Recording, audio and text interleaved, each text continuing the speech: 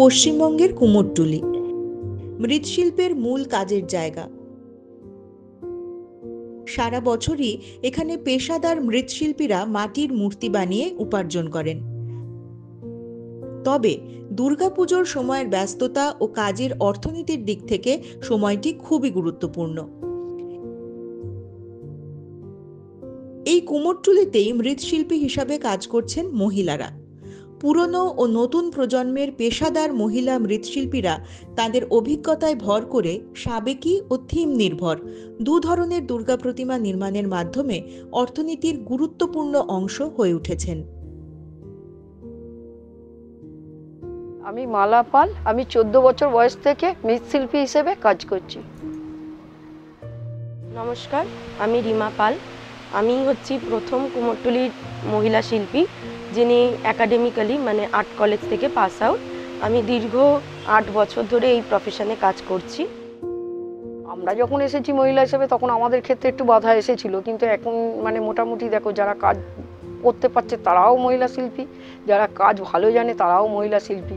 এখনকার যে জিনিসটা হয়েছে, তুমি দোকানে এসে তুমি বাবার কাজ দেখছো কি কি দেখছো এসব কিছু না, কিন্তু হাতে কলমে যারা করবে তাদেরই আমি মহিলা শিল্পী বলবো। দেখুন, যেহেতু আমার এখানে মেন ভূমিকা হচ্ছে এনাদের ভাবনাটা দেওয়া। কোনো জায়গায় যদি থিম প্যান্ডেল হচ্ছে বা থিম ঠাকুর হচ্ছে, সেই থিম ঠাকুরটার ড্রয়িং করে তাদের স্ট্রাকচারটাকে বুঝিয়ে দেয়। এনারা আমার থেকেও অনেক বেশি স্কিলফুল, যেহেতু এনারা বহু বছর ধরে এই লাইনে কাজ করে আসছেন, সেহেতু আমার থেকেও ওনারা অনেক বেশি স্কিলফুল। তো আমার কাজ হচ্ছে ওনাদের সেই ভাবনাটা দিয়ে দেওয়া, তাদেরকে বুঝিয়ে দেওয়া। বাকিটা তো ওনারা আছেনই, এবার ওনারা সেই কাজটা ঠিকঠাক করছেন কিনা, স্ট্রাকচারটা ঠিক হচ্ছে কিনা, বা আমি যে ধরনটা চাইছি সেটা ওনারা ঠিক করে মানে বুঝতে পারছেন কিনা, সেটা বুঝিয়ে দেওয়া হচ্ছে আমার কাজ।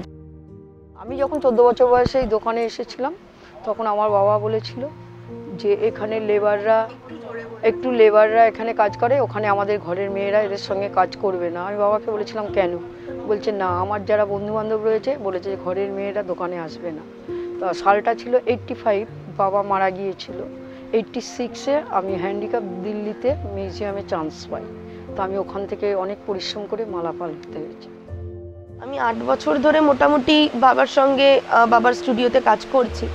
সে অর্থে আমার কখনোই কোনো অসুবিধা হয়নি। আমার যারা কাকুরা আছেন, যারা কাজ করছেন, তাদের সঙ্গে কাজ করতে ওনারা খুবই ফ্র্যাঙ্ক, ওনারা খুবই মানে আমি যদি কোনো জিনিসটাকে বোঝাই যে না কাকু এই জায়গাটা হচ্ছে না, এই জায়গাটা ভুল হচ্ছে, তুমি এরকমভাবে দেখো, তারা খুব হাসি মুখে সেটাকে মেনে নিচ্ছে। মানে বেসিক্যালি আমার কাজ হচ্ছে অ্যাজ অ্যান আর্টিস্ট তাদেরকে সেই ড্রয়িংটা দেওয়া বা সেই থিঙ্কিংটা দেওয়া, অ্যান্ড ওনাদের কাজ হচ্ছে সেটাকে ঠিক মতন আমার থিঙ্কিংটাকে নিয়ে ওটাকে ডেভেলপমেন্ট করাটা হচ্ছে ওনাদের কাজ।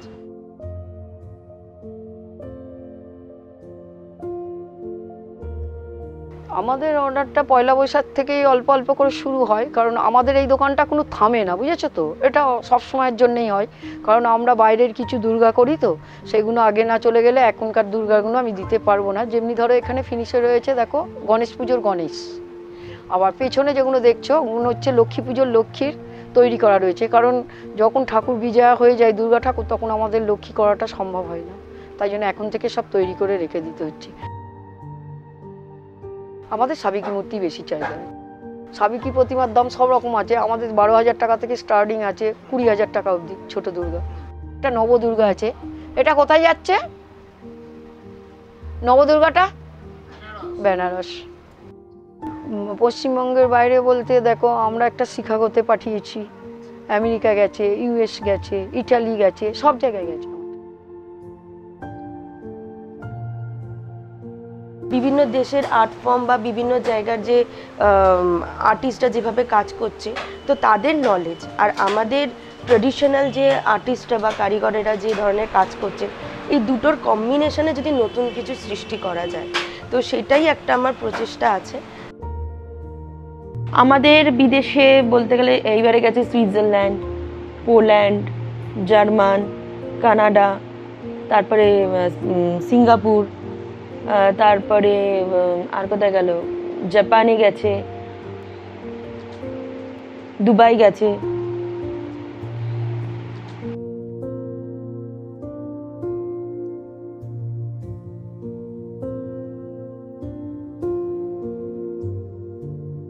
প্রথমে তো আগে কাঠামো বানাতে হয়। যে ধরনের প্রতিমা হবে, কত সাইজ হবে, তার হাইট কত হবে, তার চওড়া কত হবে, সেইগুলোর মেজারমেন্ট করে আগে তার একটা কাঠামো বেসিক স্ট্রাকচার তৈরি হয়, তার উপর খড় বাঁধা হয়, তার উপর তো আপনি মাটি চাপিয়ে সেটার একটা রূপ দেবেন। কাঠামোটা হচ্ছে মানে ধরে রাখার একটা স্ট্রাকচার, আর খড়টা হচ্ছে ওর ভেতরকার আর্মেচার। খড়ের যদি কোথাও গন্ডগোল হয় বা খড় যদি কোথাও হালকা বাঁধা হয়, ঢিলে হয়ে যায়, তাহলে কিন্তু আপনার প্রতিমা গড়ার পরও ভেঙে যেতে পারে। দেন তারপর মাটির প্রলেপ দিয়ে একটা গঠন বানানো হয়, যেটাকে আমরা একমেটে বলি। প্রথমে ওই আপনার যে খড়ের কুচি, যেটাকে আমরা ভুসি বলি, ওটা মেশানো হয় এঁটেল মাটির সঙ্গে। তো ওটা একটুখানি নরম করে ওটা আগে প্রথমে ফার্স্ট লেয়ারটা দেওয়া হয়, তারপরে ভালো মাটি দিয়ে তার গঠনটা তৈরি করা হয়। তারপরে আবার ভালো মানে মাটিটাকে একটু শক্ত মাটি দিয়ে স্ট্রাকচারটাকে মসৃণ করা হয়। সেটা ভালো করে শুকিয়ে গেলে তারপরেই তার হাত, যেটা ছাঁচে তোলা হয়, আঙুল, হাত, ওগুলো তৈরি করা হয়। তারপরে মুখ লাগানো হয়। মুখ মানে গলা থেকে দেখবেন গলাটা সরু হয়, মুখটা একটু বড় হয়। মুখের আকর্ষণটাই তো একটা প্রতিমার সব থেকে বড় আকর্ষণ। প্রতিমা যেমনই হয়, তার মুখের আদল, গঠন, চোখ, এটাই হচ্ছে মেন আকর্ষণের বিষয় হয়, যে ঠাকুরের মুখটা কেমন, মুখটা সুন্দর কিনা। বেলে মাটি আমরা ইউজ করি, যেহেতু ওখানে মানে একটু বালির পার্টিকেলসটা বেশি থাকে, তো ক্র্যাক করার সম্ভাবনাটা কম থাকে। সেই জন্যই বেলে মাটি ইউজ করা হয়, যাতে হিটটা তারা অ্যাবজর্ভ করতে পারে। যেহেতু বালির ভাগটা বেশি থাকে, হিটটা অ্যাবজর্ভ করতে পারে বলে ক্র্যাক করবে না।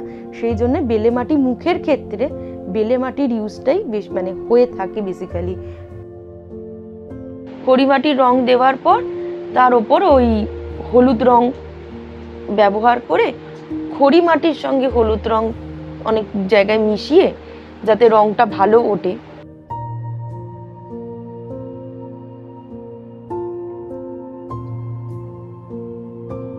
লরিতে ধরো মাটি এসছে প্রচুর, ওতে কিলোর হিসেব থাকবে না, কিন্তু আমি ওটা 4টে খোপ তৈরি হয়, 1 খোপ মাটি কিনলাম, আমাকে 1,500 টাকা নিয়ে নিল। 1,500 টাকার মাটি 1 খোপে, তাও 5 তাল মাটি থাকবে বড় বড়। খড়টারও ওরকম লোক আছে গঙ্গার ধারে, এসে বিকেলবেলা তোমার থেকে অর্ডার নিয়ে যাবে, এক মোট 5টা বান্ডিল, হ্যাঁ, 350 টাকা দাম দিয়ে চলে যাবে। একটা খড়ির বস্তা আছে 240 টাকা 25 কিলো। হ্যাঁ, এটা এবার একটা কাঁই বিচির গুঁড়ো আছে, আমরা যে তেঁতুল খাই, সেই বিচির গুঁড়ো দিয়ে একটা আটা তৈরি হয়। সেই আটাটা খড়ির মধ্যে মিক্সড করে নিয়ে যদি আপনি রংটা করেন তাহলে একটু কম খরচার মধ্যে হবে, কিন্তু আমরা কি করি, ওইটা গুলে নিয়ে এই প্লাস্টিকটা একটু ইউজ করি ওর সঙ্গে, তাহলে জিনিসটা খুব ভালো হয়, মানে ধুপিটা ভালো হয়। এখন দেখুন যারা প্লাস্টিক পেন না কেনে তারা হয় খড়ি দিয়েই করলো সব কিছু।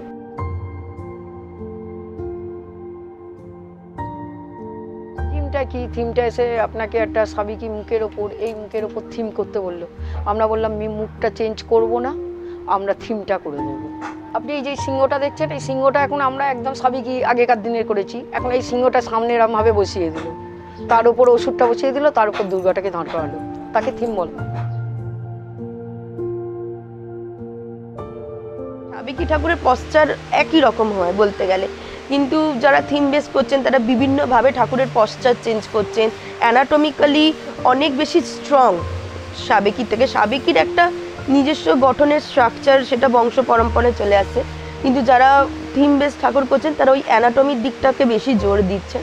তো সেই যেহেতু আমি আর্ট কলেজে পড়েছি, কিছুটা হলো অ্যানাটমিক নলেজটা আছে, তো আমি চাইবো যে ভবিষ্যতে সেটা যাতে আমার ঠাকুরের ওপরও সেই জায়গাটা আসে।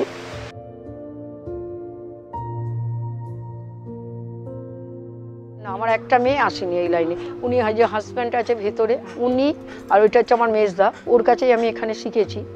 তা আমরা এই 3 জন মিলে কাজ করি, আর কিছু লেবার নিতে হয় ঠাকুরের।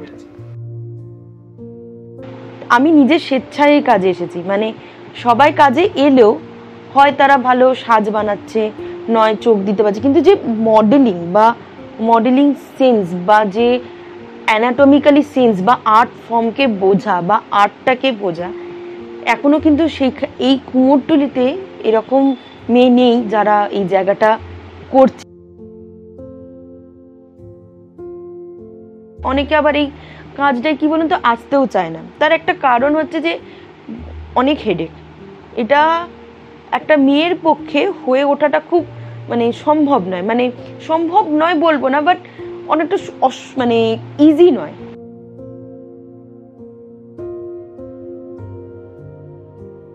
আমাদের একটা মালাপালের ঠাকুরগড়ার পাঠশালা একটা স্কুল আছে, যেমনি ধরো আমাদের ছেলেমেয়েরা ইন্টারেস্ট নেই, কিন্তু বাইরের কিছু ছেলেমেয়ে ইন্টারেস্ট আছে, তা তারা শিখছে। আমি এটা বলবো না যে আমার দোকানটা চালানোর জন্য শিখছে, তারা যদি শিল্প হতে পারে সেটা আমার আনন্দ।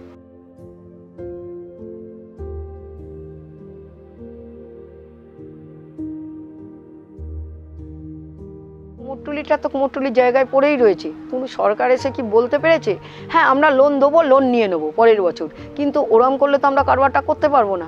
কারবার করার জন্য বেশ কিছু টাকা দিতে হবে আমাদের, যাতে সবাই পরিমাণে কাজটা করতে পারে ভালো, তা সেটার কোনো ছাড় দিতে হবে যে এদের কাজের জন্য আমরা কিছু কিছু করে জমা দেবো। কুমোরটুলি একটা বিশ্বব্যাপী নাম করেছে, যেখানে দুর্গা পুজো একটা হেরিটেজ ঘোষিত হয়েছে।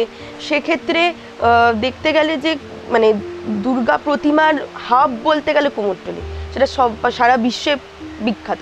তো সেক্ষেত্রে সেই কুমোরটুলির মানুষদের জন্য কিছু সেই অর্থে ডেভেলপমেন্ট হয়নি, কারখানার জন্য বা শিল্পীদের জন্য সেই অর্থে পরিবেশগত দিক থেকে কোনো উন্নয়ন হয়নি। যেখানে সারা বিশ্বব্যাপী মানুষ ভিজিট করছে, যেখানে সারা বিশ্বের কাছে আমাদের এই মূর্তি পৌঁছে যাচ্ছে, সেই জায়গার সেই শিল্পীদের যদি একটু উন্নয়ন করা যায় বা সেখানকার যারা কারিগর আছেন তাদের যদি কথা একটু ভাবা যায়, তাহলে আমার মনে হয় খুব ভালো হবে।